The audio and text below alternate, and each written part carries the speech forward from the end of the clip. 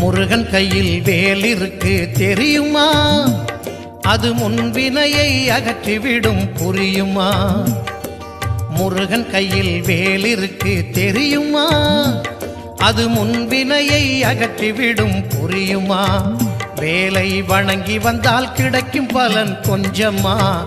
தாளை பணிந்து விட்டால் விதியும் நம்மை மிஞ்சுமா? வேலை வணங்கி வந்தால் கிடைக்கும் பலன் கொஞ்சமா? தாளை பணிந்து விட்டால் விதியும் நம்மை மிஞ்சுமா? அந்த முருகன் கையில் வேல் இருக்கு தெரியுமா?